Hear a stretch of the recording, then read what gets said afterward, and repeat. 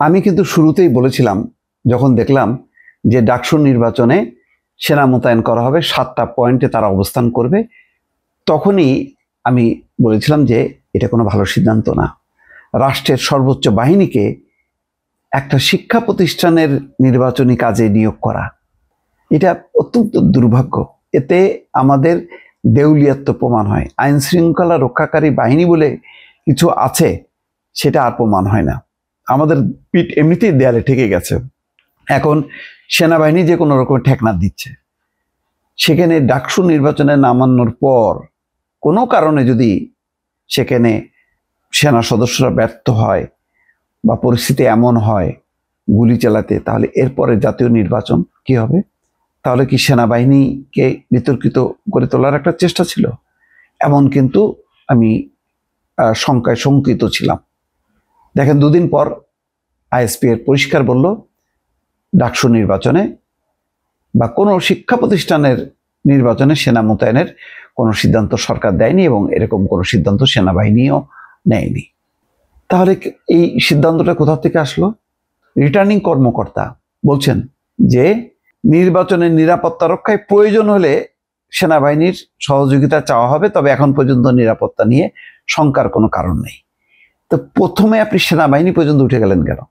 সেনাবাহিনী পর্যন্ত যদি উঠে যায়, তাহলে নিচের লেভেলে যে পুলিশ টুলিশ যারা আছে, বিজিবি, র্যাব ট্যাব, এদেরকে পাত্তা দিবে? এই কথাটা উচ্চারণটাই আসলো কি করে, মাথায় ঢুকলো কি করে? আমার প্রশ্ন হলো যে এটা চিন্তার আসলো কি করে যে ডাকসু নির্বাচনে সেনাবাহিনী? আমি দেখলাম যে ডাকসু সাবেক ভিপি জিএস মাহমুদুর রহমান মান্না, তারপরে ডাক্তার মুশতাক হোসেন, সবাই খুবই বিস্ময় প্রকাশ করেছে। এরকম কথা শুনিও নাই। ডাকসু নির্বাচনে সেনা মোতায়েন, কি আশ্চর্য ব্যাপার! দেশে কি গৃহযুদ্ধ লেগে গেল?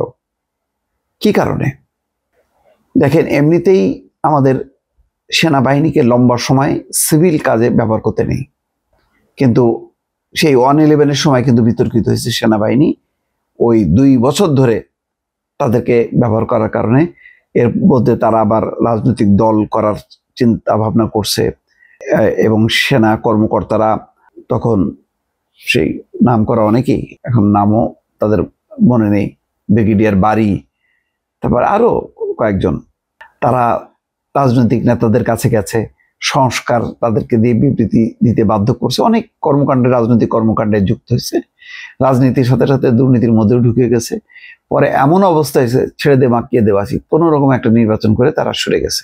ভালো কাজ করছে। পশ্চিমারা, ভারত, তারা বুঝেছে যে না, এই সেনাবাহিনী যদি এইভাবে রাজনীতিতে ঢোকে সর্বনাশ হয়ে যাবে, এটা অনেকটা পাকিস্তানের অবস্থা দাঁড়াবে। তো তারা সরে গেছে এবং এই 2 বছর থাকাটা ভালো কোনো উদাহরণ ছিল না সেনাবাহিনীর জন্য বাংলাদেশে।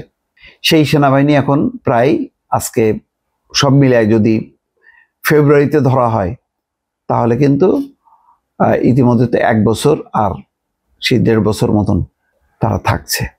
এবং বহু জায়গায় কিন্তু বলা হচ্ছে যে সেনাবাহিনী তার মতন দায়িত্ব পালন করছে, কিন্তু অ্যাগ্রেসিভ না।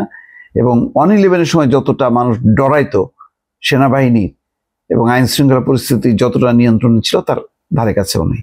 ইতিমধ্যে হয়তো সেনাবাহিনী আরো সতর্ক হয়েছে, যাতে কোনোভাবে কয়েকটা ঘটনা ঘটছে চট্টগ্রামের দিকে, সেখানে একজন নিহত হয়েছে, বিএনপির এক নেতা, একদমই নিরীহ। কয়েকটা ঘটনা ঘটার পরে সেনাবাহিনী আরো সতর্ক হতে, এখন পুলিশ যেখানে আর পারে না, তখন সেনাবাহিনী যে হাজির হয়।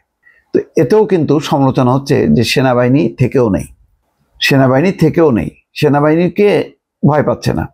ভয়টা যদি উঠে যায়, তাহলে যখন বড় গোলযোগ হবে তখন কি হবে? এরপরে তো আর কোনো বাহিনী নেই, এটাই তো শেষ বাহিনী আমাদের।